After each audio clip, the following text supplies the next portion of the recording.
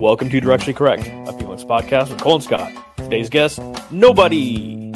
There you go. There we go. I love it. Thanks to our sponsors, One Model. One Model helps people leaders at large organizations make consistently brilliant talent decisions by unlocking the analytical value of the data dispersed across your business. One Model's people analytics platform takes all of the heavy lifting out of data extraction, cleansing, modeling, analytics, and reporting of enterprise workforce data. One Model pioneered people data orchestration and has perfected the ethical use of AI and data science for leaders who need transparent and explainable decision support systems. HR and business teams trust its accurate reports, analyses, and storytelling capabilities. Data scientists, engineers, and people analytics professionals love the combination of governance and flexibility that no other workforce insights platform can provide. To learn more, book a demo at onemodel.co/directionallycorrect. All opinions are our own and do not reflect those of any other organization. I feel like a fresh tomato is the best thing, but a non-fresh tomato, like an unripened tomato, actually it's both ends. A too ripe tomato and an unripened tomato are both the worst thing. Are you talking like a big beef tomato? Like one that is supposed to be red but is still green, right? Or one that was red at one point but now it's shriveled and kind of become a mushroom, like a raisin. I was just in South Carolina and had fried green tomatoes for the first time. It's good. I'm not sold though. I mean, is it the cultural phenomena they think it is? I guess so. I did eat shrimp and grits like 7 times in 2 days. Is it good? It's delicious. It was so good. And in fact, like we're here at the stadium. I can tell you, my first year, we had to host an event out in the parking lot, right? Mm-hmm. I guess every department takes a turn like hosting it or whatever. Oh yeah, the tailgates. And like coming from Texas, someone had just given away shrimp and grits in the parking lot. Really? And I ate them and it was life-changing. And I've never had anything like that. Yeah. Or at least the grits were just totally different in Texas, right? Well, this gets to a cultural map moment for a second. Grits don't make it to Texas? You didn't grow up with grits? Well, I mean, like, they existed, but no, it was not part of the diet. And they were, no flavor, bland, nothing to them. Really? But, I mean, here, like, they probably put, like, heavy cream or something terrible in it, butter. See, and I'm going to say something slightly controversial. An actual grit, like a real grit, I hate. Most of the, like, shrimp and grits things that you get nowadays are not what grits was when I was a kid. When I was growing up, and, like, grits were not like I don't know how to put this, like, they were not something that was trendy. They were very much something that was like a very big trendy grits. Yeah, today. It was very much like a very cheap food that you could eat. Yeah, well, I mean, I think it still is. You buy it by the can and just exactly eat like a king for a week. Where are we, Scott? We are in Ruston, Louisiana. And why are we here? It is our 100th episode. I don't understand how that's possible. Is it our 100th episode? This is so cheesy. Yeah, let's do it. Let's do it. We literally have, for the people who are listening, little, I don't even know how to describe them. They have hundreds on them, but they're kind of like bobblehead dolls on our heads. Is this what you get, like, someone that's actually turning 100? I bought them for a 100th birthday party, yes. This is for 400 birthday parties. But this is beautiful, man. Like, look at this. It's got the field. I was hoping some players would be out here.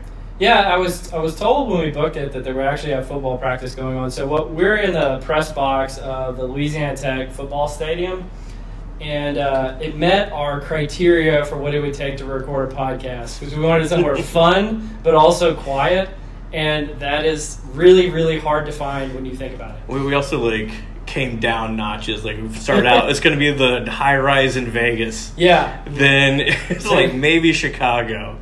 Then it was going to be 6th Street in Austin. Maybe Austin. It's like, okay, we're just going to do it in Ruston. So now we're in Ruston. I couldn't imagine a more perfect place, because, I mean, like, this is where it started, right? This is where it all started. So what brought you to Louisiana Tech originally?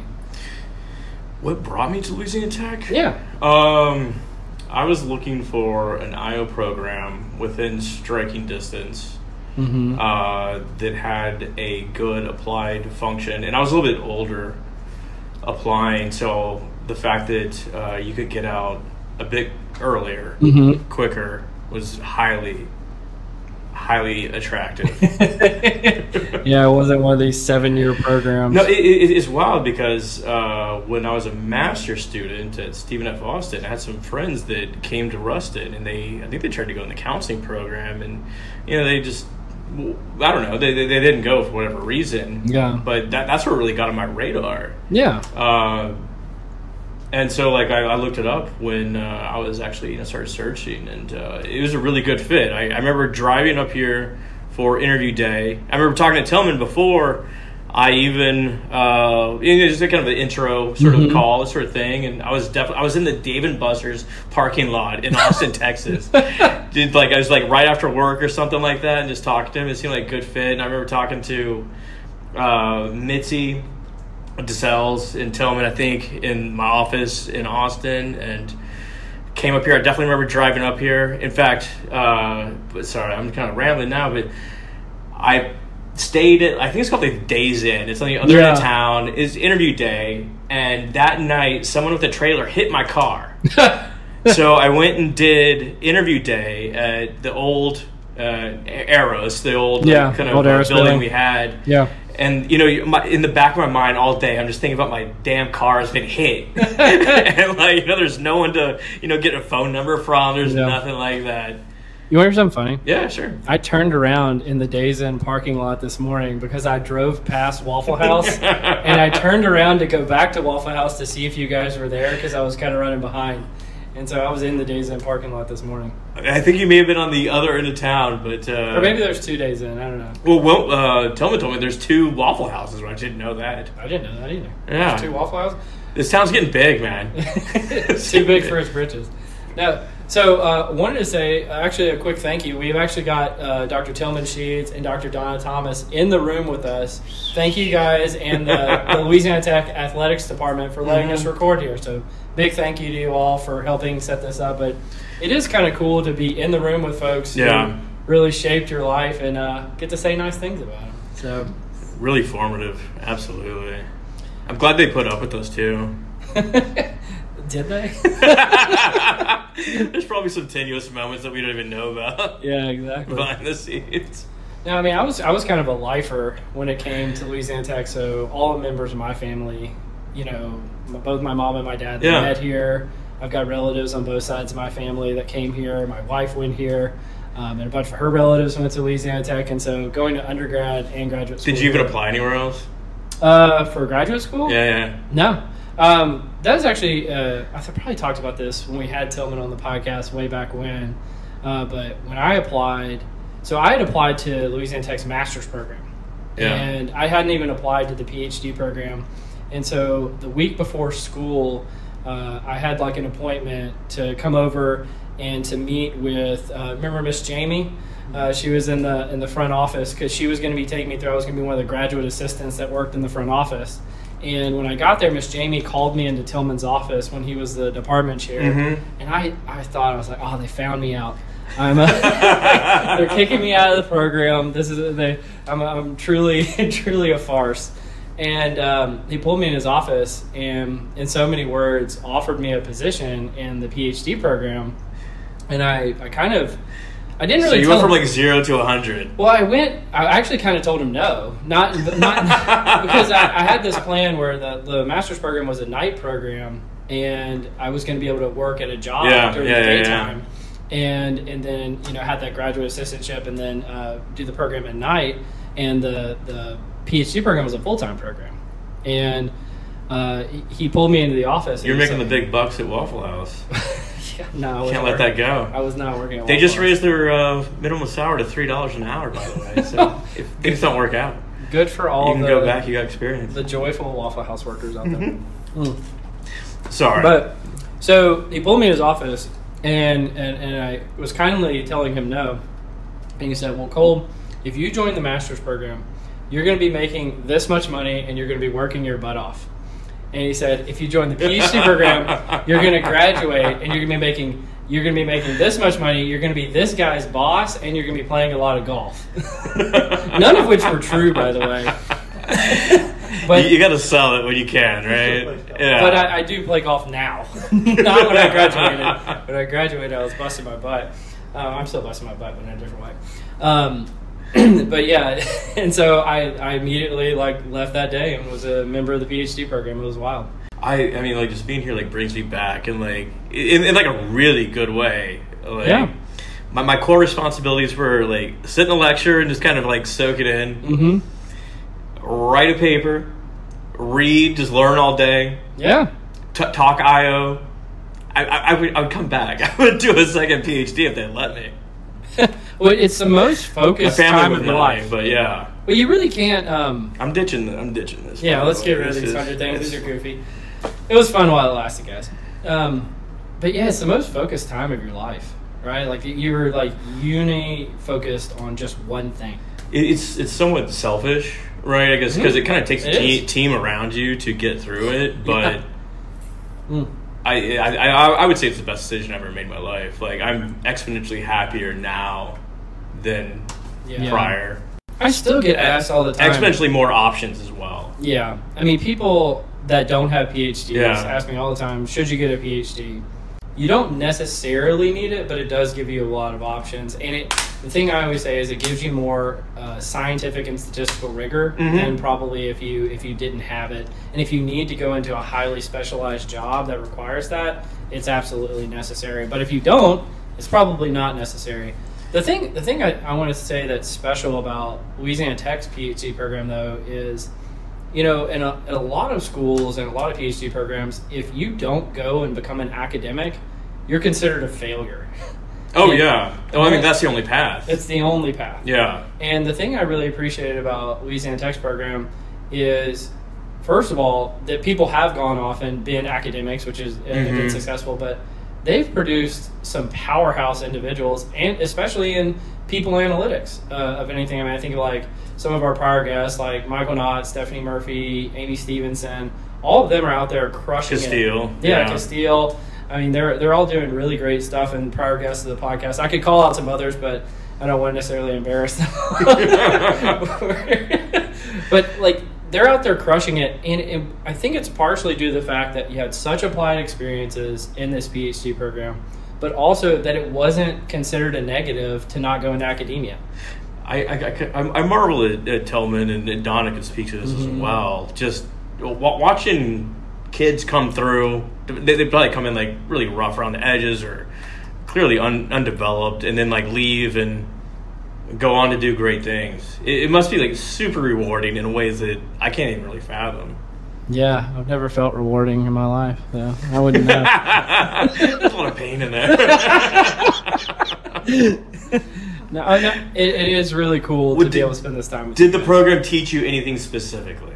Well, I think, so you mentioned the Aeros building. Yeah. I need to explain what that is. So that's the consulting group that Louisiana Tech's program started called the Applied Research for Organizational Solutions, so Aeros for short. Yeah. I would say I bifurcated my experience into the things I learned academically. Bifurcated. Oh, yeah, no, good word.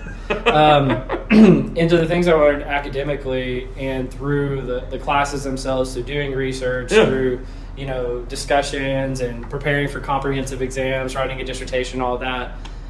You learn so much. But there was also this separate skill set of learning how to consult and use statistics and analytics and IO psychology to affect workplace outcomes in the real world that happen through Aeros. And being able to combine those two things, I think it makes you freaking unstoppable. Yeah, being accountable to something besides just like a research paper. Yeah. That, like 10-pager or whatever. Well, it's like you're being in touch with the real world, right? So you can go your whole academic career and never necessarily touch reality in any way. And we were touching the academic world very deeply and the real world all at the same time every day. And I think that was the special part.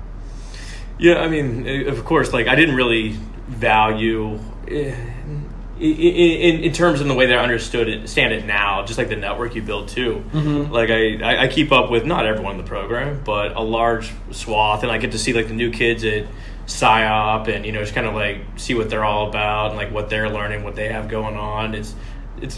we've become friends as you attend their poster session. Oh, like kids, don't ever do a poster. That's the biggest waste of time. Or only do Earth. Posters, because that's how you become friends with Scott, because he loves going to see him. Oh yeah, I will cruise to the poster session for sure. Yeah, absolutely. Well, what did you get out of this? What did I get out of the program? Or just like an IO psychology PhD, you've been in the workplace longer than you have in academia now, or at least in graduate schools. Like, what did you get out of it? Well, I mean, when I came into the program, I fully intended. I was coming out of psychometrics, and I fully intended to go back into psychometrics. Even when I graduated, my dissertation was rather psychometrically focused. But you get the broad background of the O side as well, and once again, the PhD just opens doors in ways that I'm way happier now than if I were like tripping over Cronbach alphas on a daily basis, something like that. Just tripping over them. Oh, can't get away from it. Trying to increase it by 0.04%. Whatever. It's like a whole lot of nothing.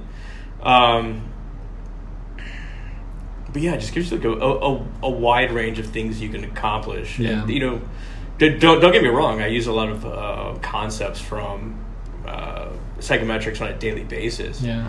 But just having the background. Yeah, I don't think people realize like we didn't overlap. No. In the PhD program, and so it's kind of it's kind of a strange thing, but it's also very cool that we ended up connecting when I moved over to Dallas. And I mean, is that the first time we met? Do you remember how we met? Yeah, you were. You're an absolute. We were at Sundown, or it was at Sundown, that open air bar. I love how Tillman's just dying over there. Tillman can come on camera, man. we were at Sundown. And a bar in Ruston. So they had I don't know, the entire program was there, and there was like 5 or 6 4-seater tables, and they put them all like in a row, and like, everyone kind of sat around it, kind of like a makeshift big banquet table. And somehow you were back in town, and you were talking to, we can bleep it, and like looks over to me at some point. It's like, he's older than he looks, or something like that. And you said, everyone's older than me. Or something like that. Well, they probably were at the time. I was like extremely young when I joined the program. So sorry if that came across as being it's also true. It's the way you say it. Yeah. Jesus Christ. Oh yeah. I went down wrong. You all right? Yeah, I'm good. Yeah. No, you're not the first, and you won't be the last. No, that's all good. I mean, we've worked through it, sort of. Have we? No, I think we've. I mean, like just going through the 100 episodes. Actually, I've done 98. You've done 100 because I missed 2 early on because I was traveling to Europe or somewhere. Well, I think that was more when we didn't know if this was actually going to be a real thing. Yeah, it was more like, all right, well, you missed one, no big deal. And the evolution's been great too. Like we started out, I think it was like an hour and a half of just straight talk. With no real segments, it could go anywhere, and then worked in the nerdery, and then I think with Alexis Fink, the Confusion Matrix, I think that was the first one. That was. Now we at least have some sort of like segmentation. Why did we do this? Why did we do the pod? Yeah, why did we do the pod? Why are we doing the pod? That's a really good question. I question it every so often.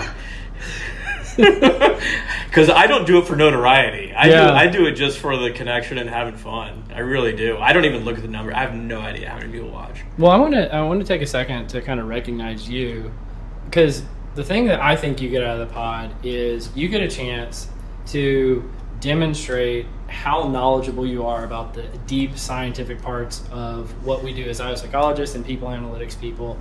And because and I know, I mean, we can bleep this part out too if we need to. Neither of us can talk about what we do at work. And so I see you as one of the most sophisticated people in the entire world when it comes to using network analytics. And we don't get a chance to talk about it. So the best part is you actually get to kind of talk about it through other people. We get to have fantastic guests on. We get to talk about fantastic research articles that are coming out in that space. And I think it's just because I also believe that some of the traditional pathways for how people demonstrate that they have expertise in an area, like podcast and writing, publishing, are like completely different in mechanisms than what it would have been done historically. And I really appreciate that. Like you're clearly one of the people analytics leaders. We had who did the network analysis of people analytics? Which one? Andrew Pitts, was it? Oh yeah. And guess who's in the center of the people analytics network? Is Cole Napper. Wasn't the biggest circle, but it was the most central node. That's all you need, baby. Yeah. No, I mean, and having a chance to get to talk to people who I admire. Yeah. To me, other than just like I kind of, again, I'm gonna use the word bifurcate again. Just do it. The Cole and Scott episodes are like a completely different animal in my mind than the rest of the episodes. So I just enjoy those for their own idiosyncratic weirdness. So somehow there's like less pressure but more. It's kind of weird, especially when you have people watching you. It's so weird when people are watching. I'm like, oh my god, I'm dying. I put on this hat not because it says La Tech, but it's trying to protect myself from the sun. It's not really working at all. Not working. Need some sunglasses. Oh well. But for the guests themselves, I've gotten to talk to so many people who are like, I read their books or I'd seen their LinkedIn posts or whatever. That, I mean, I don't mean this in a self-effacing way. I don't think if I would have reached out to them, they ever would have gotten back to me. Yeah. And just having this podcast as a mechanism, just selfishly, it has, really helped me get a chance to talk to people I admire. And I think that is so cool. I think you're right on a lot of counts. Like, one, we can talk about publishing in a little bit, but the tail on that is so long, and you have no idea what the actual impact is. How many people are actually reading that, despite the impact factor. This is so much quicker, you can be much more up to date with the podcast.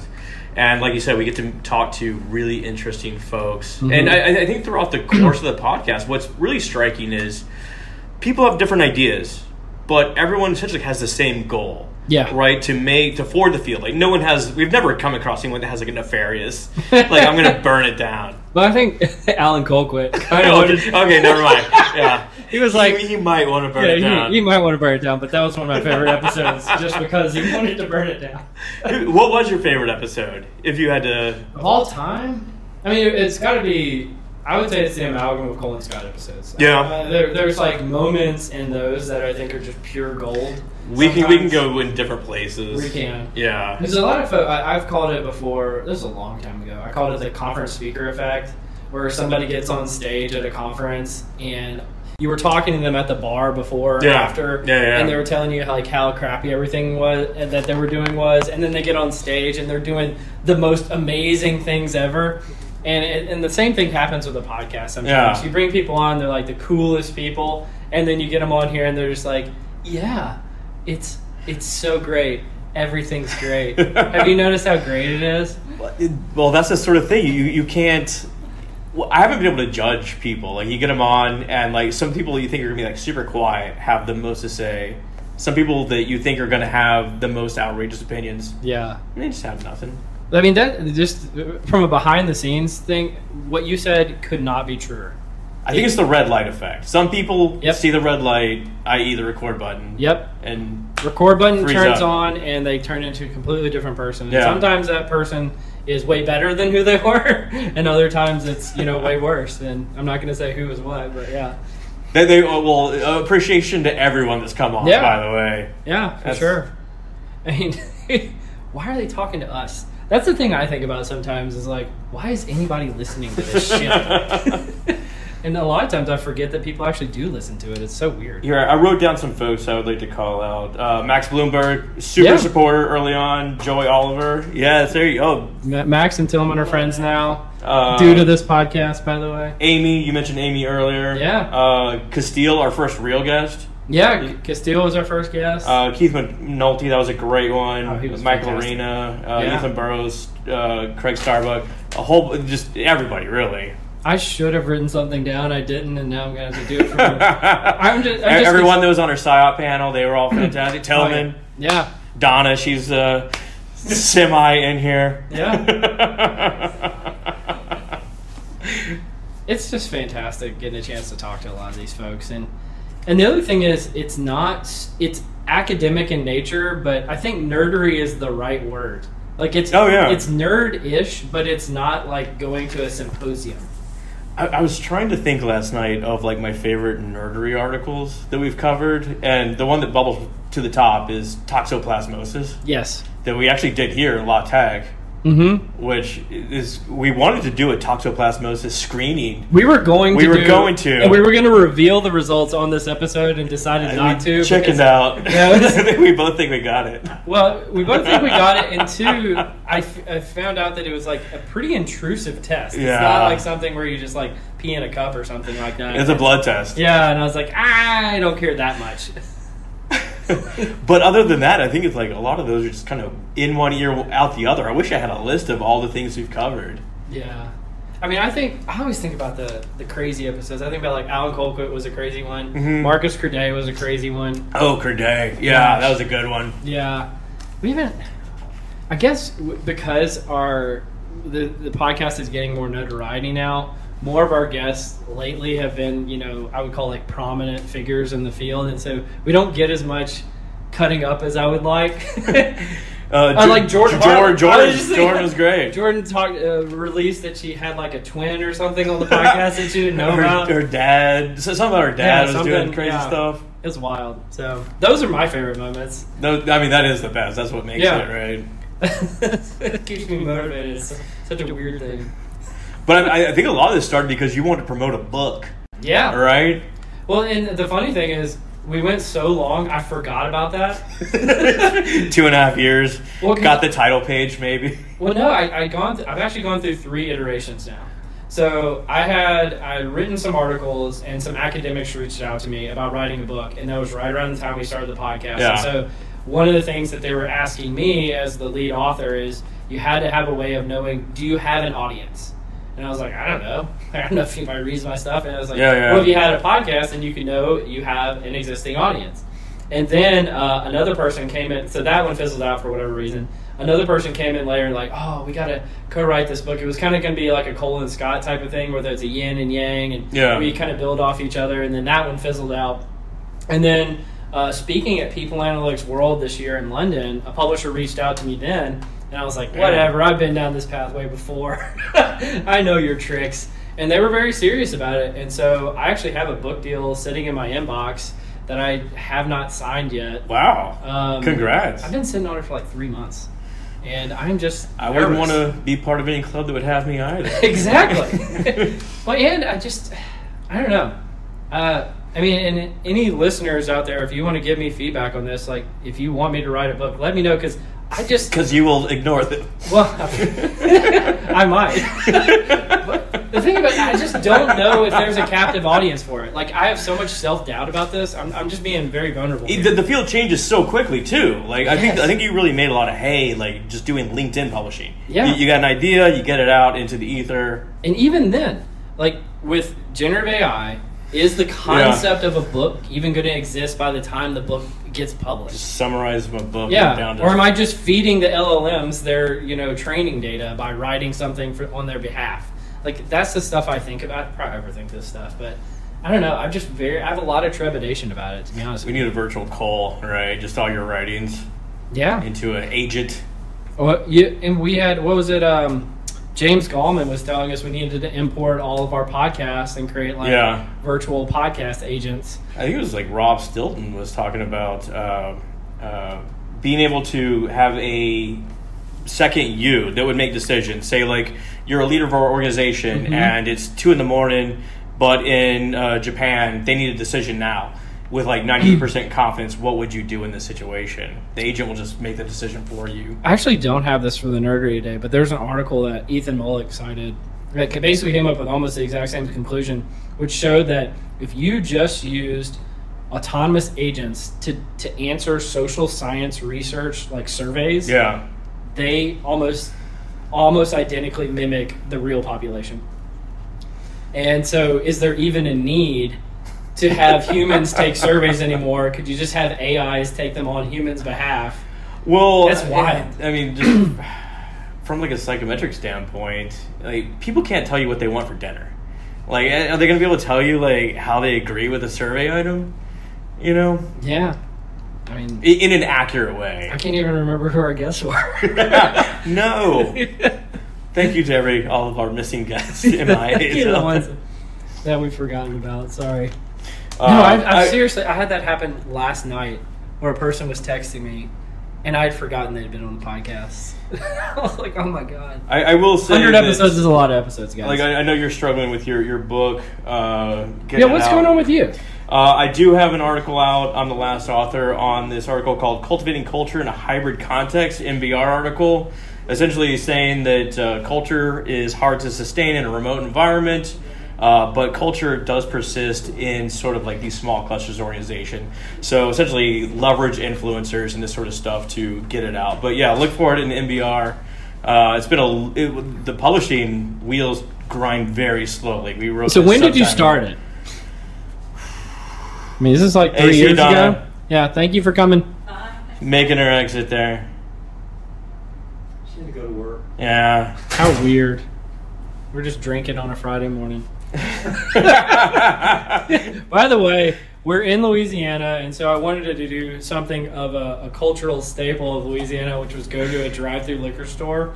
So I got us both daiquiris before we started the recording this morning, so we can blame that for how shitty this episode is. Did you walk through the drive-thru? I mean, that's not allowed. Did they put the little paper straw on top so it's still a sealed container? They actually didn't do. I don't think they do that anymore. Yeah, it just came. But I wanted to come back to your article. I mean, it's probably 2 years in the making. Just everything just takes forever. So I mean, it's talking about trying to maintain culture in a hybrid environment. I mean, that was really relevant. It was 3 years ago, 4 years ago. If it had come out that time, it would have been. You would have been on the Wall Street Journal, yeah, New York Times. It would have been so fire. Yeah. Now, people like just understand. Boy, how far have we come? Really? I mean, it's a weird time, man. Like, it is so weird. Forget like the pandemic. I remember we've essentially covered the advent of Gen AI in the pod. Yeah. We had a nerdery article with Joy Oliver in October 2021. I mean, we covered it the week it came out. Yeah, and there was questions like, oh, these sort of things don't really work that well, sort of thing. And granted, they weren't that great even a year and a half ago, 2 years ago. What do you think is the maximal benefit it would have had if we were still in 2021? I think that we would have been more intentional about maintaining. I think that organizations still struggle with this, like how to maintain a culture where some people are remote, some people are in office, and I don't think we've totally cracked the nut there. But I do think social network analysis, because culture is a social phenomenon, is the most direct answer that we have, or at least most direct path anyway. Yeah. But once again, we've seen that people can collaborate effectively remotely once they've already met. We had that great article essentially showed that it takes like 25 interactions via Zoom or via video conferencing to equal like one in-person interaction, and via email it just never reaches that same level of trust. So I mean, all these sort of things can be leveraged in organizations to make people or encourage people to be more consistent in their behaviors and trust their teammates, and be more efficient in their work. It really behooves them to do so. And I love it's another novel use of network analytics, Yeah. which I think is great. And I think, again, I'll say it again, I really see you as one of the more forefront thinkers in the world in that space, and I want more people to recognize that. Thank you. That's another thing that I feel like we don't get to do very often on the pod is we're promoting other people and other companies and stuff like that, but I don't get a chance to promote you enough, and I think you just I think the world of you, man.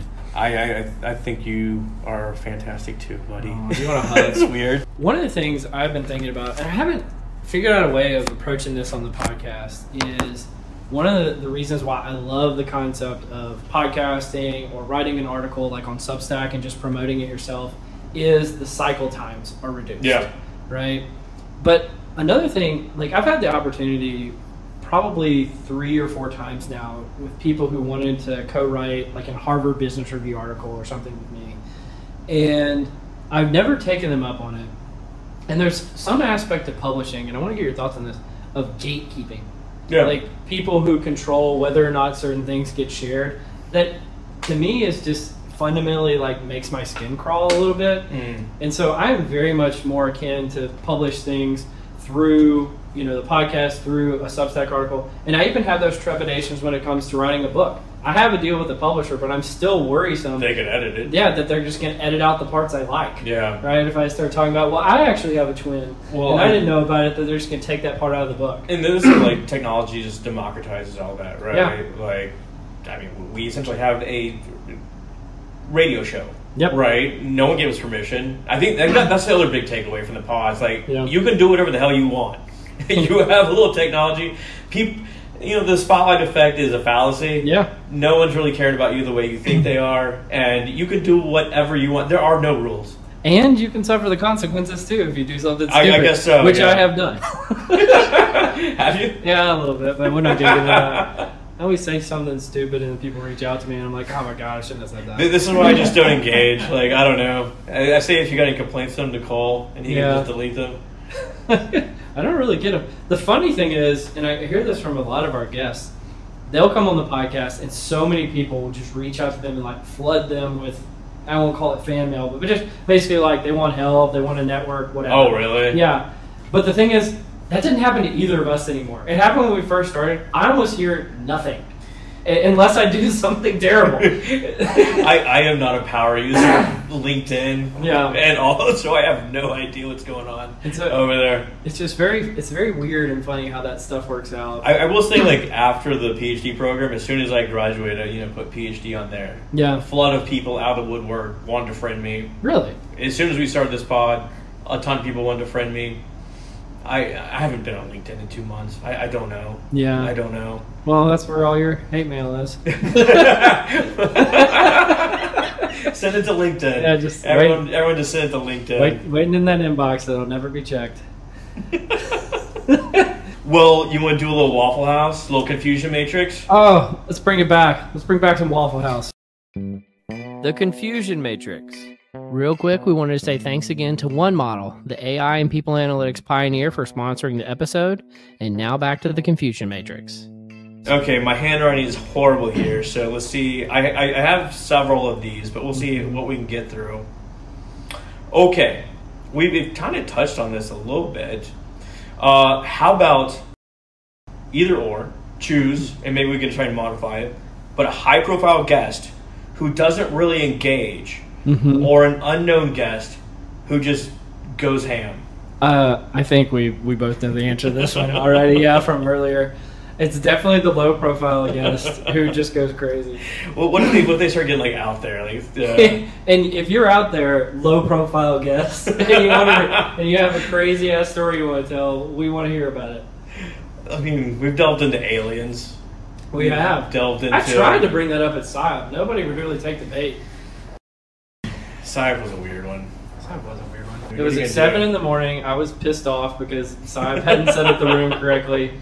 And we, have I don't even know how many people, 200 people watching us while we're trying to cut up and make jokes, and it just doesn't work. Well, thank you. Who brought us the mimosas? That was the saver. That was Kristen Sabo and... Yes. God, I wish I could remember her name. It was one of Kristen's friends. Yeah, mad props to her. I mean, that saved the whole freaking thing. It did. It really did. We needed it. Hair of the dog. Yeah, I think we agree. I don't think we've ever had a guest where it's like pulling teeth, because I think we just turn into like a Cole and Scott. No, we have had one. Remember, there was a guest that we never published the episode? No. Remember?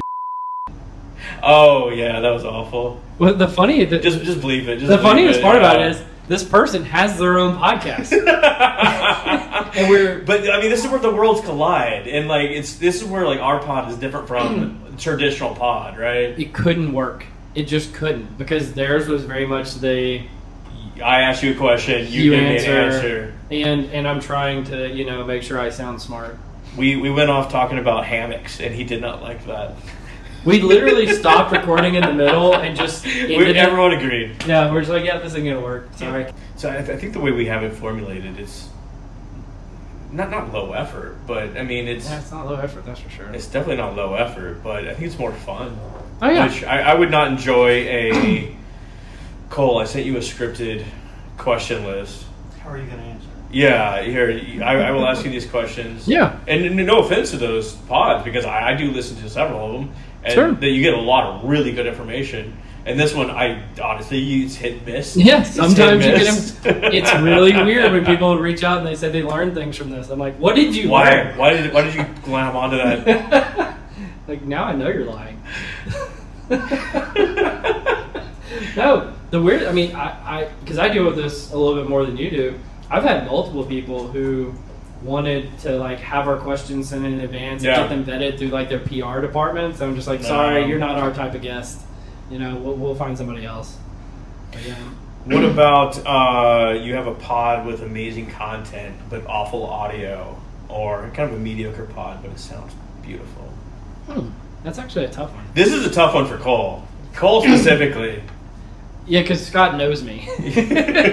I've seen Cole panic Well, about audio. Yeah, I do, and just all the administrative components of the podcast are what really get me stressed out sometimes. We've published ones with low audio that I wish were better quality. Yeah. So I guess it has to be the mediocre one with the high quality then, because I'm willing to have had bad audio before. Yeah. I don't know. What's your answer? I mean, for me, That's a tough one though. I don't even listen to it. So Yeah. for me, it's just all about the conversation. I don't even care about the audio quality. I mean, so we should have listeners. Yeah. Well, the special We part. should have listeners. Otherwise, we just have a phone conversation. What'll be special for me is about once every 9.5 months, I'll get a text from Scott, and it's like, "Hey, I listened to an episode. Wasn't that bad?" I'm like, "Hey, that must have been a really special one." You want to do some nerdery? Let's do some nerdy. The nerdery. I will say I am stupendously underprepared for nerdery. Okay. So I had stuff I want to talk about, and then I went to a place this morning to try to pull up the internet and couldn't get the internet to work properly, and so I have not had a chance to go through these very well.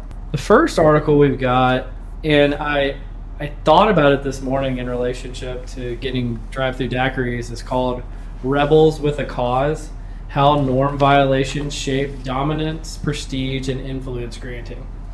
And so they did 5 different studies on how people are able to violate norms in different situations, like popular high school students or college students, or a protagonist in a play, I think is one of them.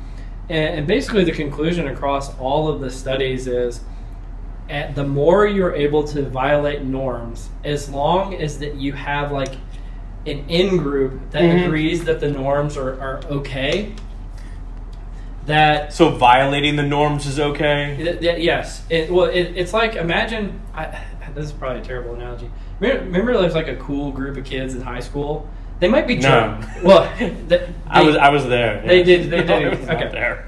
Well, they may be jerks to everyone else, but within their group, that norm is acceptable and therefore gives them more dominance and prestige and influence. That's the way I thought about this research. Externally, sorry, I understand that you may not be like totally versed in this research. Sure.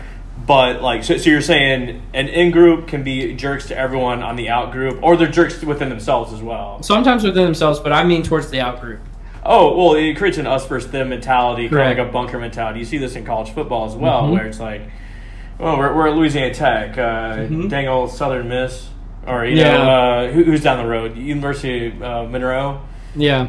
I mean, screw those guys. They're totally different than us. Like, no, they're exactly the same. The They just have different colors and went to a slightly different place. The athletic department is cringing right now. No, I mean, we fully support the dogs. Don't get me wrong. But I think the purpose of it, so the title is Rebels with a Cause. If you have a reason to be, violate the norms in service of against the out group, your dominance, prestige, and influence actually grows within the in group, which I thought was fascinating. Okay, yeah. I mean, that makes sense. Like, essentially, you belittle the other group. The thing I thought about, though, is I think us drinking on the podcast is somewhat violating some social norms here. And I was like, maybe our dominance, prestige, and influence is growing. You got one for me? I got one for you. This is sort of timely. So Patagonia became famous for letting staff cut out early to chase waves. Now it's asking dozens of employees to relocate or leave because it's 200 to 300% overstaffed.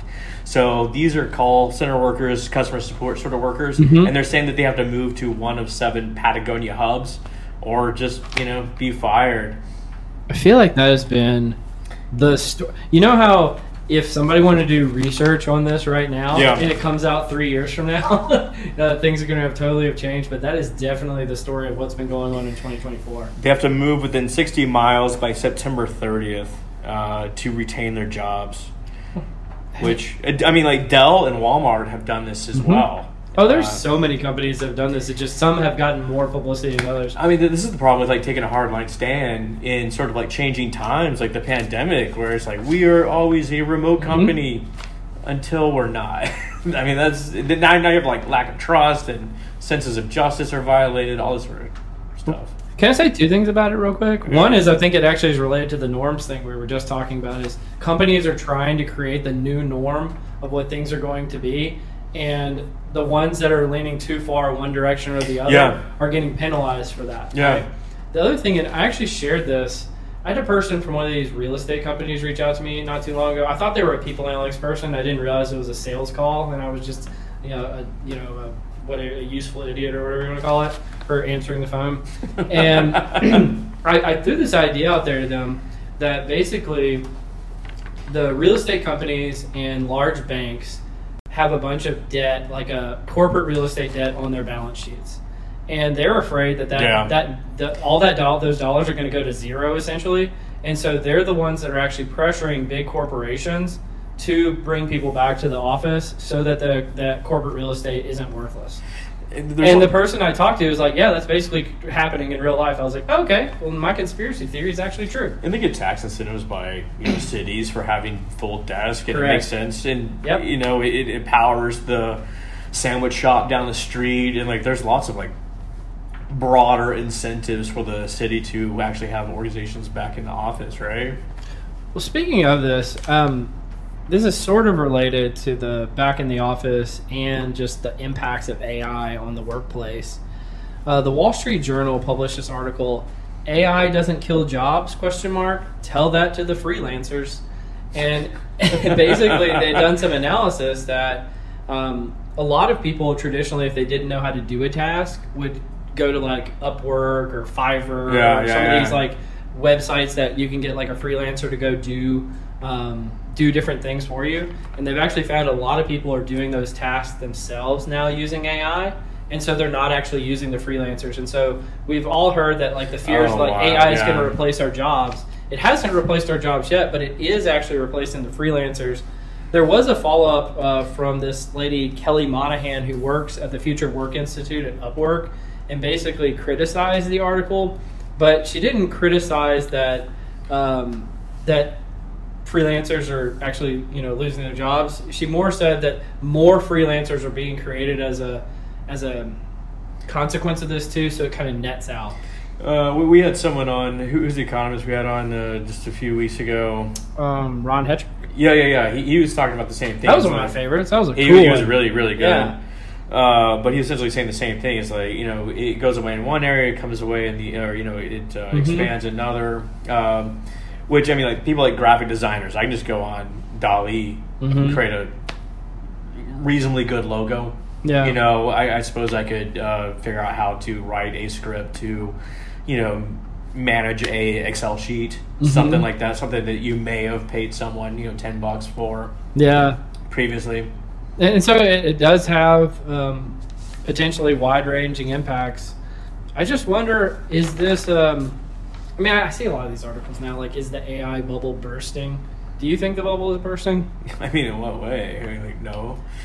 I think it's more about on the investment side of things. Like, investors were putting billions and billions of dollars into AI startups, and I think now the spigot is being turned off. I think it's just going to get better and better. Yeah. Like, I don't know how it would bust. Yeah. I don't. There's no turning around. I mean, unless they just turn it off. Unless there's like a massive like EMP pulse, you know, it like knocks out everything and all the satellites fall to the ground and that sort of shit. Do you ever think of moving off the grid? Is that like a thing? I mean, like I might in a couple years. Yeah. It might be wild. Okay, like back to it. Like I missed we're in Ruston, Louisiana. Yeah. I rolled in last night, did some minor driving around. I missed the pace of life. It is so different. Oh my God, it's so nice just to. There's 4 restaurants to choose from. Yeah. I literally felt it driving into town. You may not like 2 of them, so you don't even go to them. Yeah. You know, it's just so easy. You live in a town like this. I lived here, I think 8 or 9 years straight. Yeah. And there's not that many places to eat. There's still places I never went to once. It's insane. I remember when they opened up the new Walmart grocery store off, was that California? Mm-hmm. I went there 3 times in the first day just to check it out. Just to walk around. Yeah. Something new. Marvel. Yeah. Marvel. Like, wow, the wonders of technology. Here, I got another story for you. You see Wiley Tower off in the distance over there. We'll say someone close to us. She was in the program, and I convinced her that Wiley was the first building in Ruston. In fairness, it's a 18-story building or something like that. I think she told Tillman. Tillman's like, "Where did you hear this?" Oh my gosh, that's so. And these are quote unquote smart people. This kind of stuff. So good, so good. What you got for me? America, okay, kind of along the, some jobs are going away, some jobs are here to stay. These are America's least common jobs. What are they? What are they? Alaskan crab fishermen, I'm guessing, or something like that? No, that's probably high profile. So the first one is... are these lowest profile jobs or least common? Wood pattern maker. Wood pattern maker. That one doesn't... Oh, it says 260 total jobs in America. I don't even know what that is. Well, I mean, you can make $53,000 a year if you do it. Hey, not bad. You can live a good life in Ruston. Number 2 at 400 jobs is clock and timer precision technician. So I guess like you make sure clocks are... I bet you that was a big job in like 1800. Oh, That's been slowly going away ever since. You read some of these stories where like towns would be their clocks would be like 4 days off, and so like they couldn't like do the proper Catholic or Christian rites of ceremony, all this sort of shit, because it was all, and that was a big thing. That's wild. Farm labor contractor, 460 jobs, which I figure there'd be a lot more. I don't know what that means. There's a lot of farm laborers out there. I don't know if that. I don't know what that means. And furnace and kiln repair technician. Yeah. 540. Not a lot total of kilns. Jobs. I was also thinking like the people who make that blown glass, like the glass makers that do it in like a kiln. So it makes sense that something related to that is pretty uncommon. I mean, there's a bunch of them here, but I think those are the biggest ones. I mean, these are jobs that are going to be tough to do a little job analysis for. Like, why would you even do that? You just got to find someone that's into it, I guess. Like, are you on the clock timer forum on Reddit? That's what. Yeah. The perfect candidate. The hardest jobs to do a job analysis on. It's like I can't find anybody. So I found one. We covered this. I think you brought it up maybe 5 or 6 weeks ago about what age do people kind of fall in love with music, and it was 17 years old. That was a good one. And I found from this guy Jay Van Bavel, I think I might have another one from him too, that sports fans are likely to be kind of most impressionable as 8-year-old boys. And so if you glom onto a team. If you glom onto a team when you're 8 years old, you will be a fan of that team for the rest of your life. But if you miss, if Louisiana Tech misses you when you're 8 years old, they're never going to get you. I mean, I get maybe this is how you wind up with people that like, I'm a Yankees fan, I support Duke, I'm a Cowboys fan, and I love Manchester United. It's like because they're all good at the same time in the 90s. Yeah. You want one? I do. Okay, this is an oldie. It's from the Telegraph in England, right? Cocaine is found on 9 out of 10 baby changing tables in the UK. I feel like that's a John Mulaney joke. It very well could be.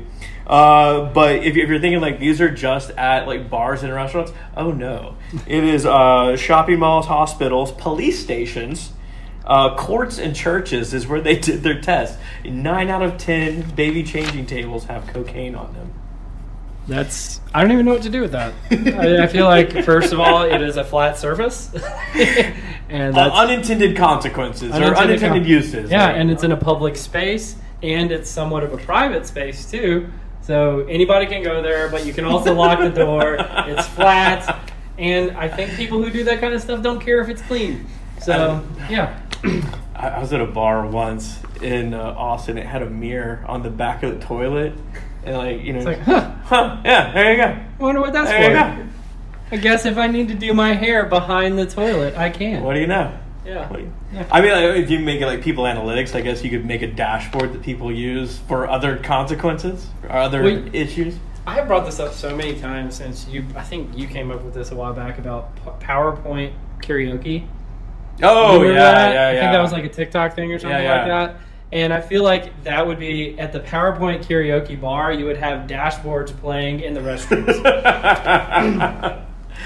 That would be a fun. We need to institute this PowerPoint karaoke where you just get up and give a presentation on something you have no idea what it is. I think it's probably funnier. I think it's funny for like the first 30 seconds, and after that, it's just pedantic. But anyway, I got two more, but both of them, I think the liquor's hitting me a little bit, to be honest with you. And I don't think I can cover them right now because I'm kind of losing it. Here, I got one more. Worst things you can do on an airplane. I love me some travel talk, right? So they list, I think this. Well, can I ask you some airline etiquette? Sure. If you're like you're not in first class, right? So you're in the regular seats, and the bathroom behind you is full. Do you go past that bathroom and go to the next bathroom, or do you wait for that bathroom to open up? So you're saying a big plane with a bathroom in the middle, and yes, you can go to the one in the very back of the plane should you want to. You cannot violate the curtain in first class. You cannot violate the curtain. That's and you see people. That's what you do, Tillman. It's go poop up that bathroom. See, and that's everyone knows what you're doing. He's a rebel with a cause. He violated a social norm, and it shows that he has dominance and influence and power. So you're not better than me. No.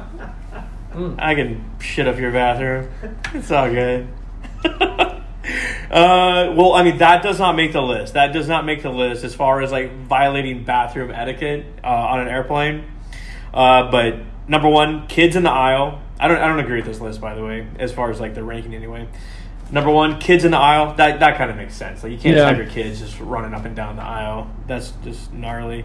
Two, get drunk, which I feel like 30% of people on the plane are that's the point of airplanes. Kind of hammered. Yeah. Like you see airports and airplanes. That's drinking at like 7 a.m. It's like damn. Yeah, at least it's not 11 a.m. in Ruston. Leave seat during turbulence, which sounds more dangerous. Yeah, than, like, why would you do that? Yeah. I do agree with this one. Watch movie without headphones.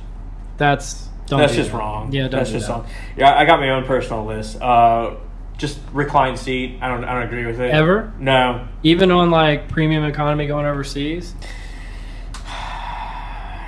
Because it's like made for it. Like everybody does it. I've never ridden premium economy. Okay. I don't believe. Let's see. Oversized luggage. People with these, like, what the hell are you doing with, like, it won't fit in the container. It won't fit up there, or like that's even worse when they put it up there, but they put it not only on its edge but sideways. So it just takes up the whole thing. Yeah, it takes up the whole thing. Smelly food. Just have just gnarling down with some like tuna right when you get on the plane. Run down the aisle right when the plane lands. They stand up and run down the aisle. Have you ever seen anybody do that? Yeah. And like actually run? Like I've seen people get their bags and they just kind of like mosey their way down. Yeah, I've seen them mosey. I've never seen them run.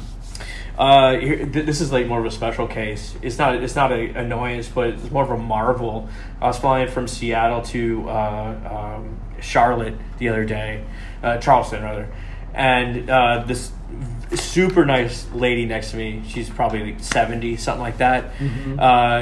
No book, no magazine, just stared straight ahead. No headphones, just raw dogged it the whole way. Whole way there, man. It's like 5 hours. That's like an impressive 1990 phenomena. She just check her watch every so often, like just nothing. I'll tell you about something after the podcast related to that. I don't know what's going on. I'm losing it, man. All right. I got one more. Maybe Okay. you go. You want me to go last? No, you can go last. This is not a fun one, but more of a just point of curiosity. It is war and science in Ukraine. So of course, like there's Russian invasion. We're all super familiar. But Hopefully, by the time the podcast comes out, it'll be over because they've settled all the disputes. Oh, did they? No. Oh, okay. That would be great. I don't know why you got me there. It's like, oh, they worked out all the magic this weekend. That was fantastic. I mean, But they will. They will. As soon as the money dries up, no doubt. Yeah. But overall, they've seen a 10% decline in research published by Ukrainian scientists. So unintended impact. 22% of Ukrainian universities have suffered physical damage. So they've been damaged by the war in some way. Yeah. And there's a 40% decline in Russian/Ukrainian scientist collaborations. Surprised it's not higher. Yeah, I agree with that too. Yeah. But I mean, it's something something we don't necessarily think about. You got these like large sort of geopolitical things have implications on advancing science. It's so wild. I've got one and it's sort of related because like the networking component of what you're saying. And I may have sent you this. I can't remember. I wanted to hit you with it, but I didn't have time to prepare. Have you heard of GraphRag? No, what's that? So GraphRag is a new Python library for using LLMs to do network analysis. And I thought you would be quite super interested. Yeah. Yeah, and so they've got the GitHub code, they've got the documentation, they've got some visualizations of how they've used it, and I thought you would find that quite fascinating, but I just wasn't prepared enough to share it with you today. I mean, I think it's the future. I think organizations are going to start essentially just taking like daily cuts of what people are doing. I mean, it's going to be like much more aggregated at some point, and like it's going to get lower and lower.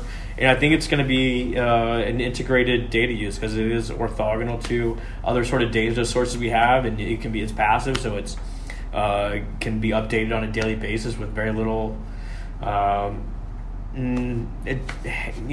holding. What Is there call it? Yeah. Is there a network analysis take on performance? Like how you measure, because you mentioned it's orthogonal to other variables, and I always think about like the criterion problem and how do you measure performance. Is there an org network analysis take on that? Well, I mean, like performance is confounded by a whole bunch of other things as well. Like if you have like a performance distribution, or like if you get along with your boss better, you get sort of like LMX factors. There are correlates to it, and it's also context dependent. So in certain situations, you may need like a really tight knit group that predicts performance. In other circumstances, people that bridge, that seems to be the major takeaway, especially if you believe like Ronald Byrd, that these sort of like social capital bridging connections give you access to outside information, and you can exploit that. Yeah. That's wild. Well, I had one more. I'm not even going to try to get into the nitty-gritty details of it, but it was about using machine learning to deliver zero bias in hiring. And so this company called Measure Company put forward 3 different methods for how to use machine learning to have zero bias in hiring. And the thing that I just thought was hilarious about it is like, but if you're in the U.S., all of these are illegal. I would figure it'd be like Germany. If like you're in Germany, you definitely can't use it. I was like, that's a pretty big asterisk. After you like put forward this thing about like all the ways to not have bias in your hiring using machine learning, just to find out they're all illegal, so you might not want to do it. You see this really cool toy? No, you can't have it. Yeah. You can't have it. Well, we can go through those some other time. I think I got to bounce, man. This is fantastic. Happy 100. Happy 100. Well, we'll do 1,000. You've been listening to 100 episodes of Directionally Correct with People Analytics Podcast with Cole and Scott. Thanks for listening, guys. Directionally Correct is dedicated to you, our listeners, to help educate and entertain you on how to effectively do people analytics. By supporting this podcast, you are helping us continue to provide valuable insights and knowledge to our listeners. Please consider becoming a patron of the podcast. You can find the link to sign up in the show notes or at patron.podbean.com/directionallycorrect. Thanks for your support.